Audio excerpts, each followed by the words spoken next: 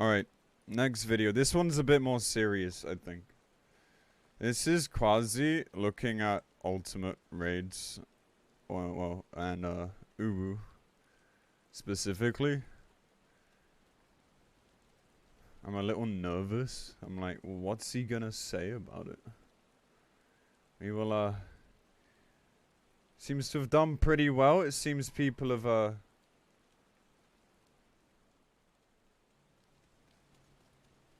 agreed, so that's good.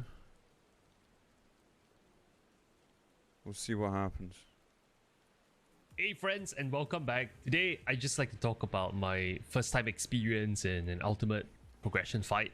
I started working on the ultimate weapon just yesterday, and I think one of the most common questions I've been getting in my DMs and in the comments on Twitch is really about how do I feel about ultimate coming from mythic raiding in World of Warcraft. And I guess a bit of the question is, now that you have seen the most difficult raid content on both games, how do you think about it? So the disclaimer here is that obviously I have not, beaten the ultimate fight. This is really just an early look into, both types of content. On our best pool last night, we spent about 3 hours. We saw, the Nails phase in Ifrit. So definitely still a very long road ahead, and I'll definitely do a proper recap. That's very much where people tend to get on their first night. So the first thing I'd like to talk about is really the pacing of an ultimate fight. Ruda doesn't take Coming long. from a place where I've already cleared Savage of the current tier, moving on to the ultimate weapon, it was quite clear to me that ultimate had such a different pacing when it comes to mechanics. Nice it job, was almost like a machine gun huh? type scenario where they show you mechanic after mechanic and get you to react to them. And for an adrenaline junkie, this feels amazing. It's like the moment your brain switches off for a second, you find yourself dead, even though this is a mechanic that you've done for, let's say, many times. And that's a bit of why I got into tanking in the first place, because I find it thrilling to be living life on the edge, knowing that at any moment you could potentially, die in the game. For the people who do Mythic Plus in World of Warcraft, you will understand what I mean, especially when you're doing higher and higher keystones. You know how musicians describe themselves as entering a state of flow?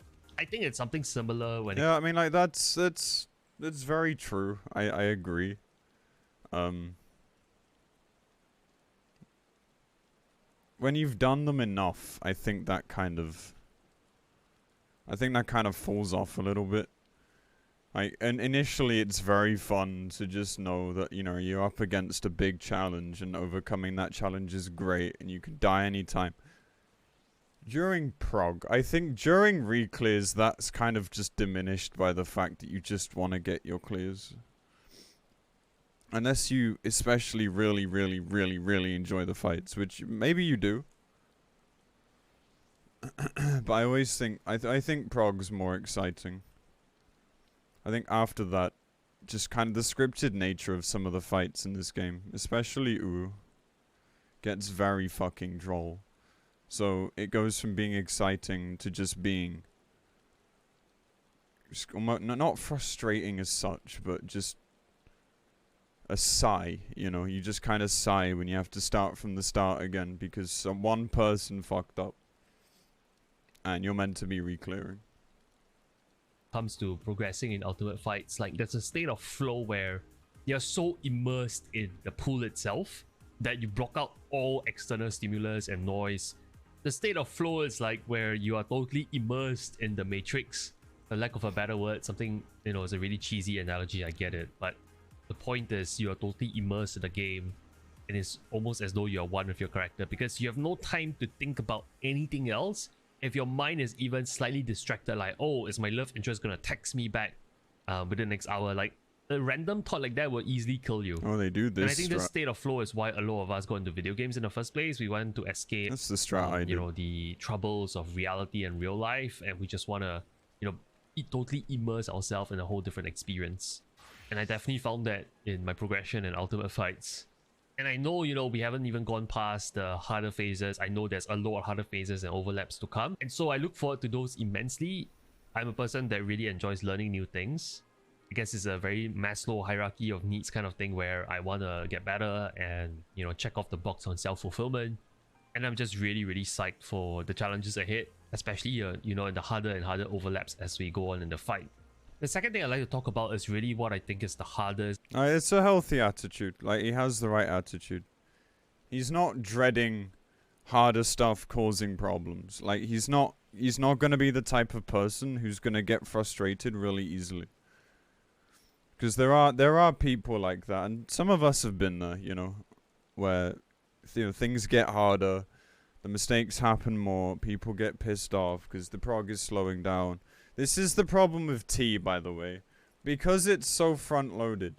Like, getting past the first two phases is just such a mammoth task for, like, your average group. And it causes these problems earlier on than fights like Uwu. And even UCOB, to be honest. Like, at least Nail is recoverable. Whereas T is just, like, this fucking brick wall from the very start. All the way until, like, perfect Alex, almost, really. It's why, despite hard being fine, I think T is designed and paced really badly. But like Quazii here is clearly very, like, he's obviously tempered a bit from WoW. But he understands kind of the mindset that you have to prog ultimates, and that's really good. It's a bit of progressing an ultimate fight, and you might think that, oh, it's probably the mechanics, but in my mind, having experienced it for one night, I doubt it's the mechanics. The hardest part of progressing DC. an ultimate fight is finding a good static. And the reason why I said that is because, and I've already alluded to this earlier, is all it takes is for one person to just slip up for, 1 second, and it's pretty much a wipe. Because the mechanics are so fast, it's so fast paced. Not only that, your progression and your ability to learn as a static the fight is also predicated on everyone not making any mistakes on the phases that you have already on farm. So for example, last night, we were already on Ifrit. Towards the end of the night, we were progressing nails. But during any of those pulls, if someone messes up the Garuda phase, even though we have already more or less figured out the Garuda phase, then we just spend maybe 3 or 4 minutes of the Garuda phase wasted, because there's nothing much to learn there. We really need to learn Ifrit, but if someone just makes a mistake in the Garuda phase, then, well, we can't learn Ifrit.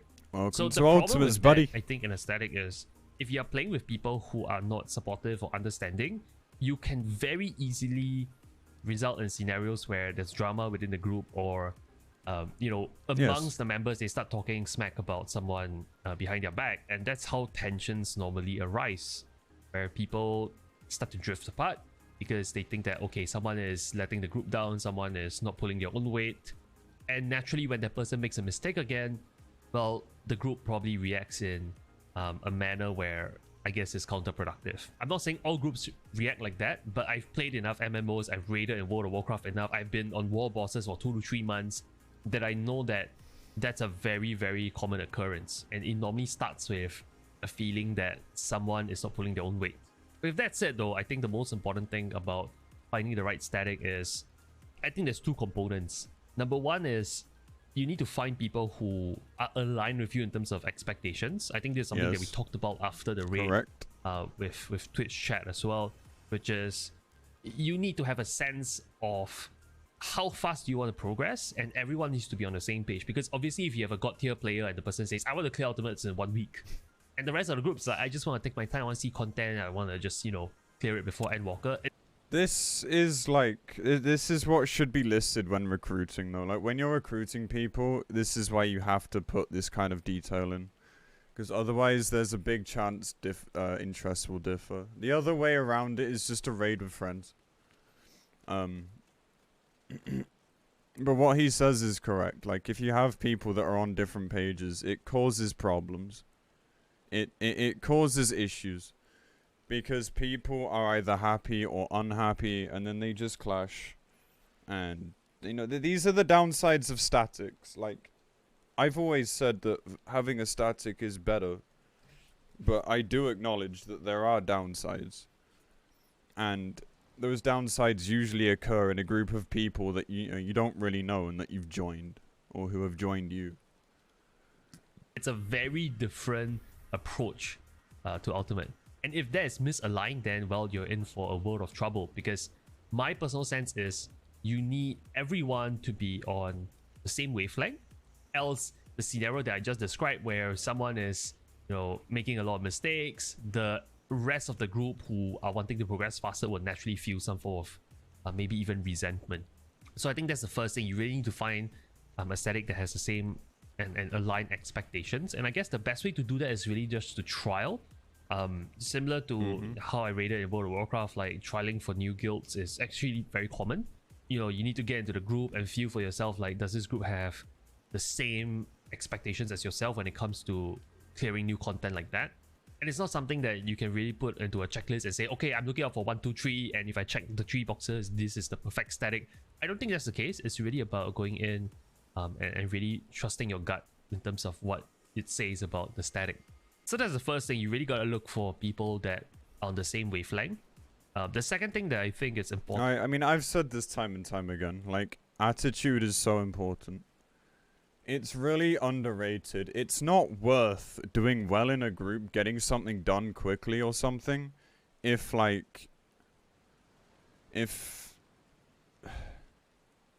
you didn't have fun doing it.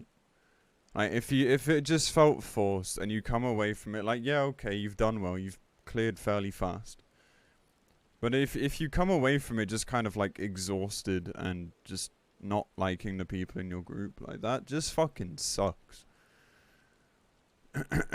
And I say this over and over again, because in a static scenario you really don't want that kind of thing. Considering you probably have days to stick to, you're just going to be dreading those times all the time. Unless you're someone who can really just put the game above everything else and just not give a shit, which is quite rare, I think. I don't know, man. Even playing with friends, those downsides, some might want to improve, others might want to keep it casual. Yeah, what I mean is just like, you know each other better, right? Obviously a raid scenario is still different, yeah. But at least there is already this foundation, and you know each other somewhat well.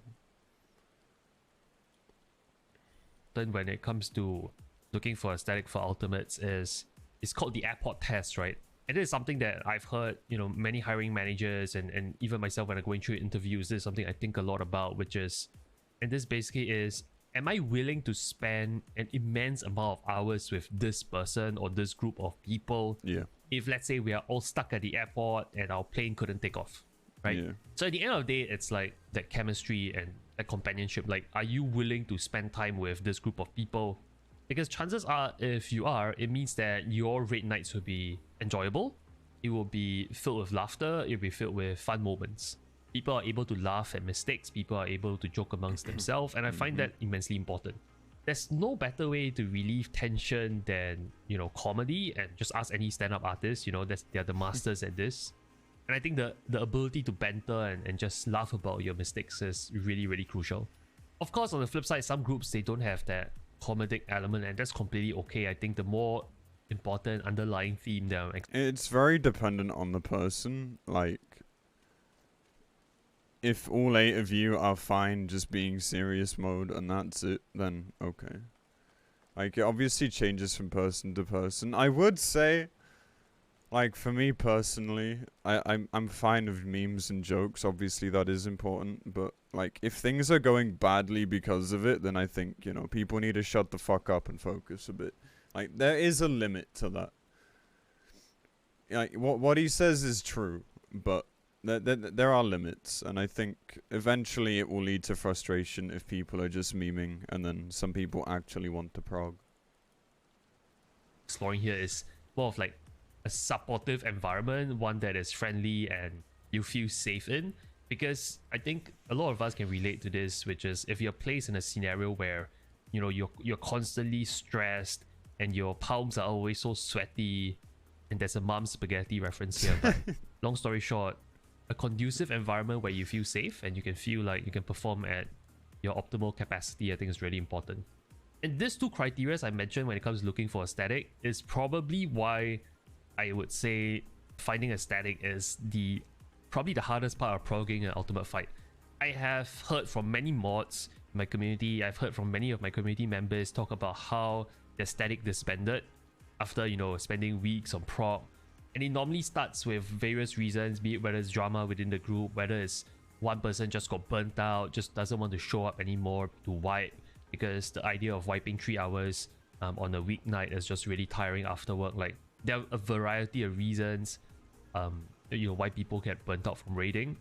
And again, I've been through this grind before. I've been stuck on wall bosses for a couple of months during my 10-year stint in World of Warcraft, so I understand. I totally get burnout, and everyone is entitled to take a break.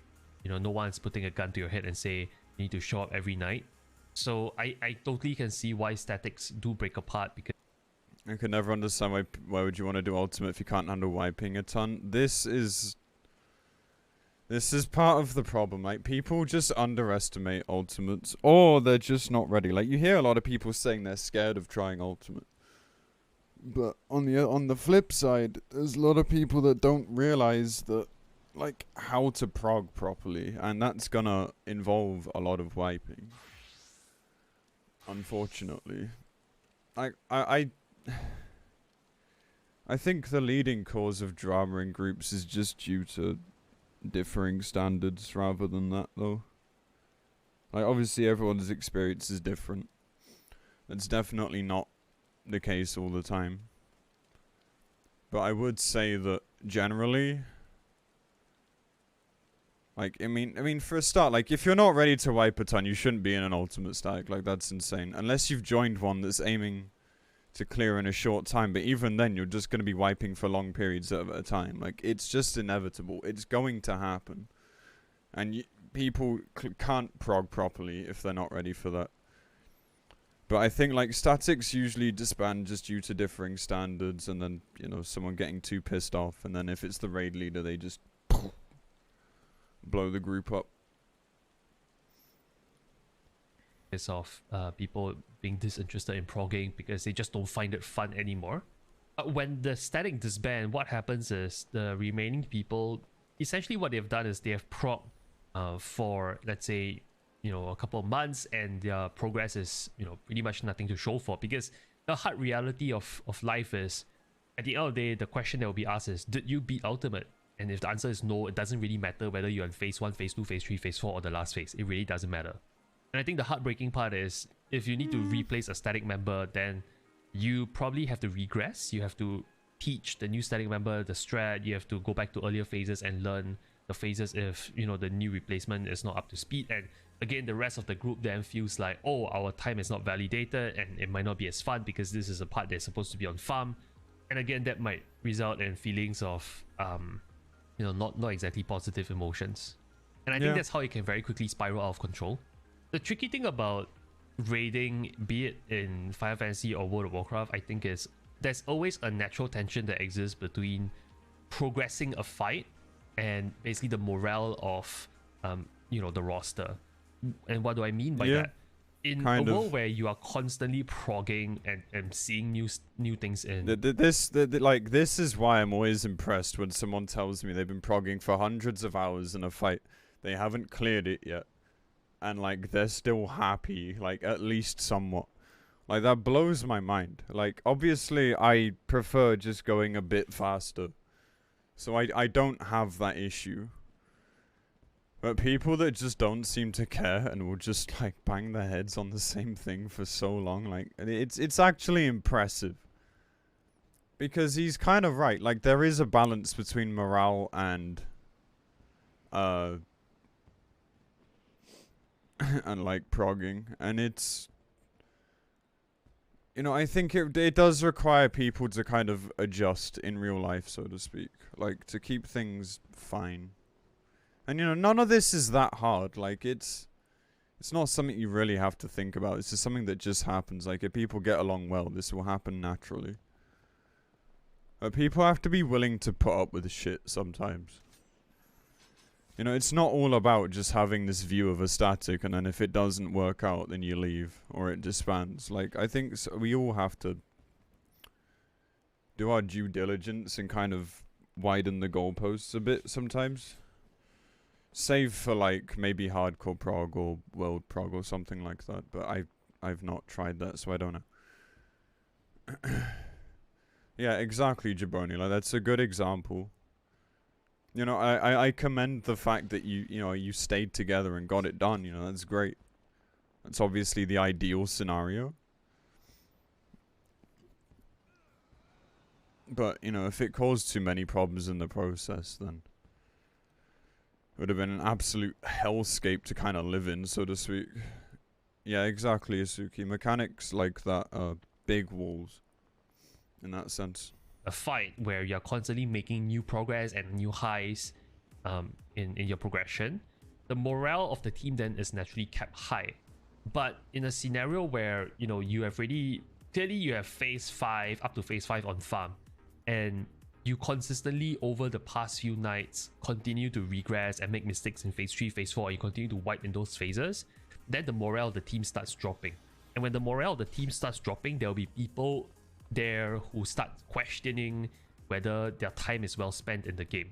And once you have those questions of doubt, the only way to, you know, truly eradicate those doubts is, you know, again, making sure that your progress is on pace and you bring the morale of the team up. And so there's always this very tricky balance, especially if you're managing a static or if you're raid leading in any MMO. You understand that the roster boss is truly tricky because of this dynamic between morale as well as the progression of the fight. You need to create new highs, you need to create new endorphins high in order to keep the group incentivized, to keep their morale high so that they'll continue to be motivated. That very to often happens when you finally pass a mechanic. And I think even this is stuck another on. dimension of why, you know, Everyone right gets like a so second wind at that point. Obviously, there is, you know, a variable where if your static members are a bit more resilient towards, you know, progression, and they have done high-end progression in MMOs, they understand that this is really a long-run play, and obviously they'll be more resistant to, you know, regressing and making mistakes and being more resistant to burnout. The next thing I'd like to talk about for Ultimate is how it appears to be a marathon to me. The reason why I say this is a marathon is I can only imagine that once you have gotten past the first 10 minutes on farm, the time for you to learn the final phase is so precious, because for every pull that you want to get into the final phase, you need to spend maybe like the earlier 10 minutes being perfect and finally getting to the final phase. But if someone makes a silly mistake in the final phase and you're unable to really see a new mechanic, and you have just spent 10 minutes arguably doing nothing because you did not learn anything. And because of that, I think it's a marathon, because in order to see more and more progression, you need to sink in more and more time.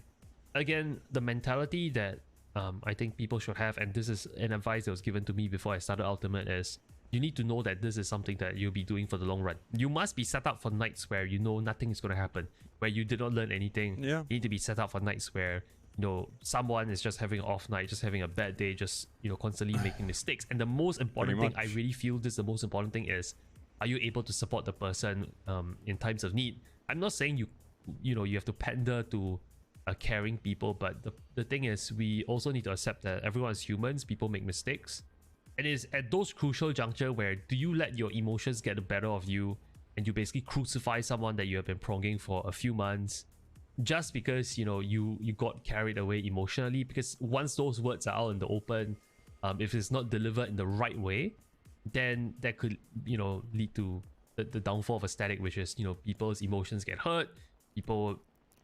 I think he's mostly correct. I do think it's dependent on time though. Like, say you've been on a mechanic for a while, like we can take like Wormhole for example. And then, you know, you spent a little bit of tackling Wormhole. And then like you have a couple, and you know, you haven't been able to pass it, and then like you have a couple days where people are playing bad. Like, it just, at that point, it just feels really bad. So I agree that you know, you can't just go on the crusade really fast. But I think there comes this level of expectation where, again, it is group dependent, but there's this level of expectation where if stuff is going wrong a lot, then it needs to be talked about. Like, you don't just bang your head against it. Like, call a day early.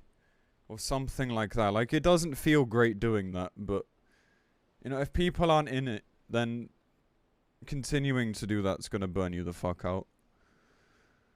And at the same time, talk about the mistakes. Like, maybe there's something people didn't understand from before and it was just going well because, like, that does happen. We've talked a lot about how people do mechanics without really understanding them. It's, like, it is a thing. So I do agree, but I think it is also important to acknowledge that, you know, if there are problems, they do need to be talked about, because a marathon may be, but marathons aren't meant to last forever either.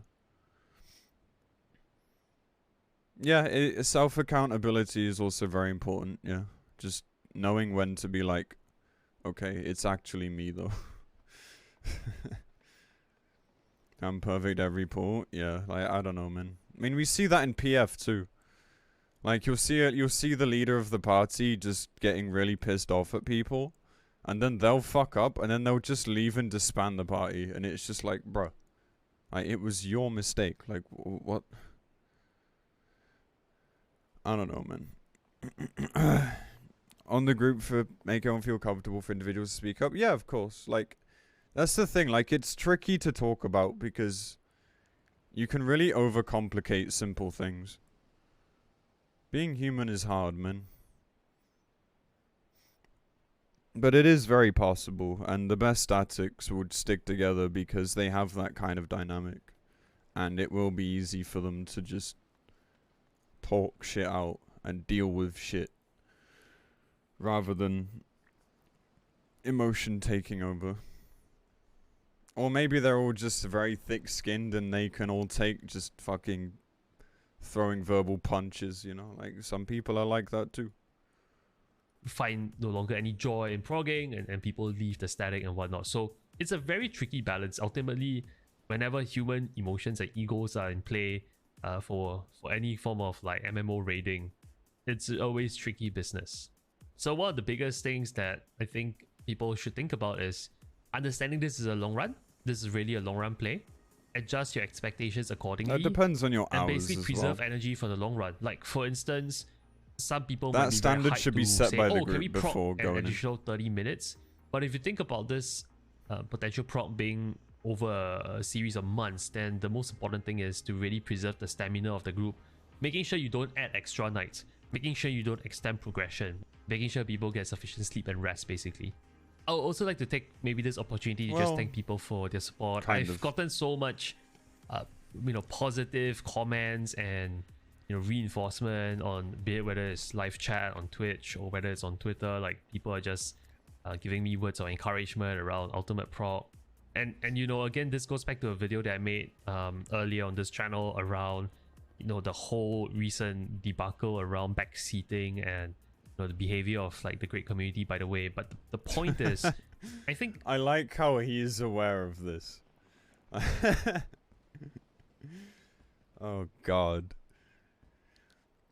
It does seem unfortunate that people that come to this game, especially content creators, are just subject to that shit so fucking fast. Like, it's so crazy, man. I feel bad for them. I really do. There's such a huge showing of support from the silent majority of people that are just so wholesome. They've been sending very positive vibes my way, and I just like to say a very heartfelt thank you. I really appreciate it. Thank you so much for being there on Twitch, watching me wipe. I'm sure you guys had a kick from predicting how fast I'll die, and basically just seeing how I am on the floor for the parts of progression, and it's really fun to laugh along, honestly. So thank you for being there.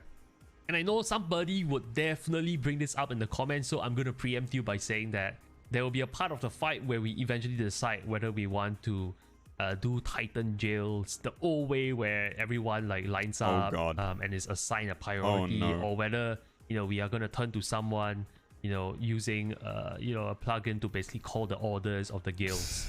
And we haven't decided, but the most important thing you need to know is, at the end of the day, I think the decision is irrelevant.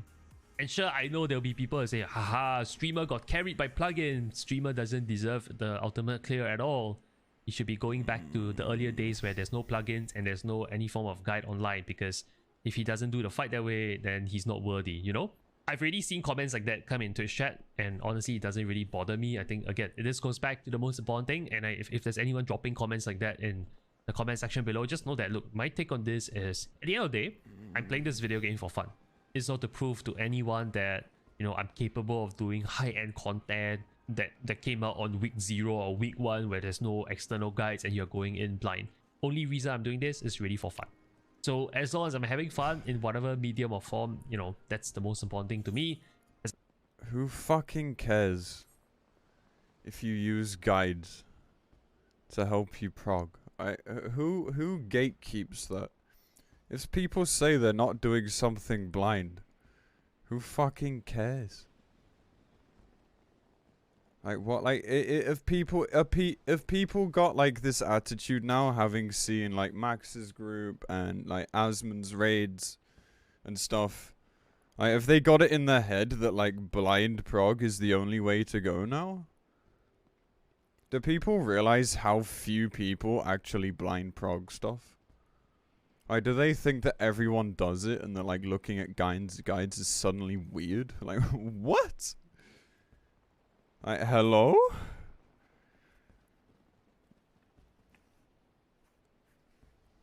What is that take? Yeah, like, it's fun, but blaming people or judging people for that is the weirdest thing I've ever heard. And in regards to the trigger argument, like, again, I don't personally like them. The game is very possible without them. But I definitely don't dislike anyone on a personal level. Or really dislike people, unless they're an arrogant cunt. Which does happen.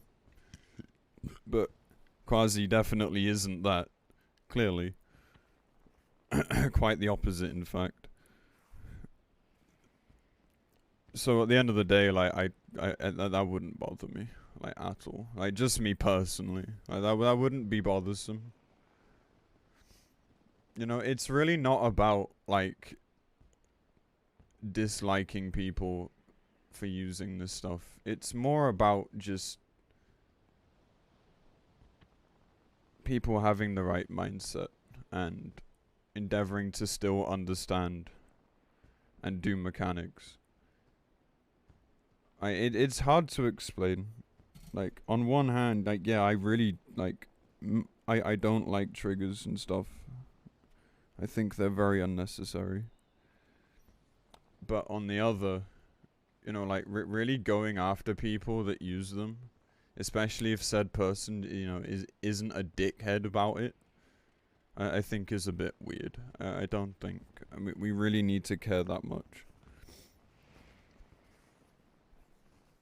No, my problem with them is mostly down to like individual people who use them the wrong way. Like maybe they just fucking abuse them for everything. They're like really arrogant. They don't actually understand mechanics. They just, you know, they can't do shit without them. And it's just, oh god. Oh god, man. And additionally, and Rayra's just kind of said it, like obviously accessibility is a thing. So, like, you know, in certain cases, obviously, they can assist with disability and such. So, you know, like, that's a counter-argument. You know, I'm just talking from a general perspective. But obviously that's, you know, a counter-argument for people. But in most cases, that's not the case, and people just are not functional in the game without them, and I find that to be very sad. Like, it just shows a lack of care for understanding how stuff works, and it's really annoying. So I don't know, man. For me, it's mostly just down to some of the people that use them. But, like, again, like, just to get back to the point, like, going after someone for this is, like, just silly. Like, who fucking cares at the end of the day? Not a big issue. I will never encourage using them. But, you know, it doesn't make me mad if someone does use them. It's kind of crazy. But anyway. As a content creator, you know, this is not my full-time job. It's pretty much a hobby. So if I'm not enjoying myself, then it's kind of a pointless endeavor. So there, hopefully I saved the Pitchfork Emporium a lot of pitchforks. No, you haven't. They'll still do it, but too much sales they'll still in terms do of it. pitchforks this month. But to the They'll silent never majority stop. that have been largely supportive, you know, in live chat, I really, really appreciate it. Thank you very much. So folks, those are my early thoughts about Ultimate, and obviously I'll be spending more and more time in the fight, and you'll probably get more updates along the way. Let me know if you like this format of videos. I think this is more like a vlog like this where format I kind of of pen videos. down my thoughts around Final Fantasy XIV. And if you like the content, do subscribe to my YouTube channel. It means a lot to me as a content creator. Or if you'd like to support me on Twitch whenever I live stream all these procs, you can find my Twitch handle in the description below. Last but not least, big thank you to my Patreon subscribers. Thanks for making everything possible. And more importantly, a big thank you to you for watching this video. Have a great day. I'll see you soon.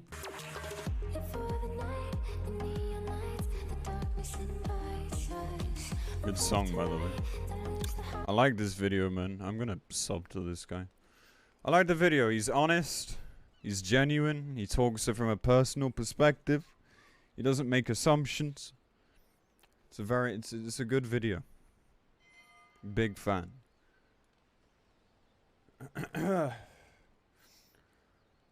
Yeah, like the thing is, like, some people get so uptight that I feel like people just kind of get way too they get way too like uptight about it. I think, like, you know, I have opinions about this stuff, but I don't go out of my way to like chase people down, because that's just fucking weird, man. Like, that is just straight up weird. Like, people gotta realize that it is just a game, which is why, you know, I speak against it, but I don't have gripes with people in particular. It's just, the problem is some people have a massive ego, and like they're like functionally bad without fucking all the triggers under the sun, and then they like try and put people down and shit, and like that shit kind of shit just annoys the fuck out of me. But it is what it is at the end of the day.